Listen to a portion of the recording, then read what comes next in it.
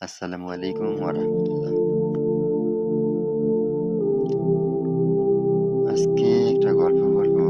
গল্পটা শেষে বুঝতে পারবেন আসলে গল্পটা কি বলতেছি। একদা এক ব্যক্তি এক জঙ্গলের ভিতর দিয়ে হাঁটতেছিল। হাঁটতে, হাঁটতে হঠাৎ দেখলো পিছনে তার দিকে এক সিংহ দৌড়ে আসতেছে। সেই ব্যক্তি ভয়ে খুব দ্রুত দৌড় দিতে লাগলো। দৌড়াতে, দৌড়াতে জঙ্গলের ভিতরে গিয়ে দেখলো একটি কুয়া। কুয়ার সামনে গিয়ে দেখলো কুয়াতে পানি নেই। কোনো কিছু আগপাশ না ভেবে সেই কুয়াটার মধ্যে লোকটি চোখ বন্ধ করে ঝাঁপ দিল। যখন কুয়াটাতে ঝাঁপ দিল, ঝাঁপ দেওয়ার সময় দেখতে পারলো একটা রশি। সেই রশিটাকে ধরে লটকে থাকলো। যখন লটকানো অবস্থায় থাকলো, ওই মুহূর্তে সিংহটা কুয়ার মুখে এসে পৌঁছালো। কুয়ার মুখে এসে হাঁ করে তাকিয়ে আছে। যদি উপরে দেখে ওঠে তাহলে সিংহটা সেই ব্যক্তিকে খেয়ে ফেলবে। আবার ওই ব্যক্তি কুয়ার মাঝামাঝি অবস্থায় রশি ধরে দাঁড়িয়ে আছে। তো নিচের দিকে যখন তাকিয়ে দেখলো, ইয়া বড় এক অজগর সাপ হাঁ করে আছে তাকে খাওয়ার জন্য। তখন ব্যক্তিটি খুব ভয়ে জড়সড় হয়ে গেল। এক বিপদের মুখে আর একটা বিপদ এসে দাঁড়ালো।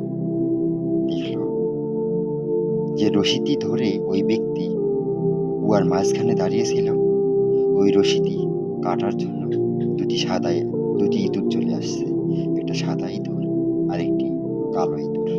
দুজনে দড়ির মাথায় ধরে কুটকুট করে কাটতে লাগলো। ওই ব্যক্তি তো ভয়ে আতঙ্কে একদম জড়সড় হয়ে গেছে। উপরে উঠলে সিংহ খেয়ে ফেলবে, নিচে নামলে অজগর সাপ তো হাঁ করে আছে সেই ব্যক্তিকে নিচে নামার অপেক্ষায়।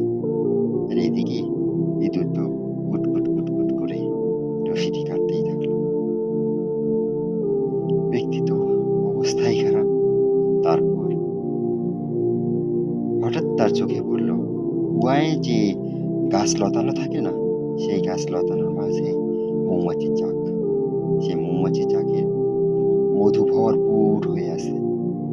একটা আঙ্গুল সেই চাকের মধ্যে ডুবিয়ে দিল, দিয়ে একটু মধু নিয়ে মুখের মধ্যে দিল। মধুটা এতই মিষ্টি ছিল, এত কড়া মিষ্টি ছিল, সে মধু মুখে দিয়ে সব বিপদ ভুলে গেল। তো আমরা সেই মধুর মধ্যেই আছি। উপরে যে সিংহটি দেখতে পেলেন, সেই সিংহটি আমাদের মৃত্যু আজরাইল। নিচে যে সাপটি দেখতে পেলেন, সেই সাপটি আমাদের কবর। নিচের দিকে আমাদেরকে ডাকছে খাওয়ার জন্য।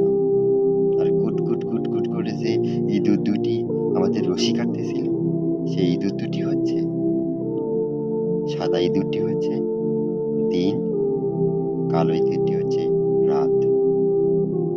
ইঁদুর যেমন কুটকুট করে রশি কেটে রশি ছিঁড়ে নেওয়ার জন্য ঘনিয়ে আসতেছে, সেরকম দিন রাত আমাদের আয়ু কমানোর জন্য ঘনিয়ে আসতেছে। আর ওই যে মধু মুখে দিলেন যে, সে মধুটি হচ্ছে দুনিয়া। আমরা দুনিয়ার মোহে পড়ে মধু খেতে খেতে আসক্ত হয়ে গেছি।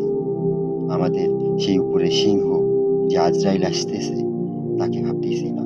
নিচে যে সাপটি, যে কবরটি আমাদের জন্য অপেক্ষা করতেছে, তার দিকে খেয়াল করতেছি না।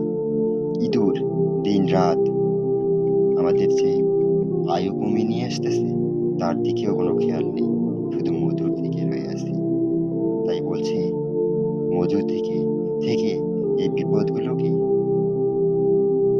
ভুলে যাবেন না। এই বিপদগুলোকে মনে করেন মৃত্যু অনিবার্য।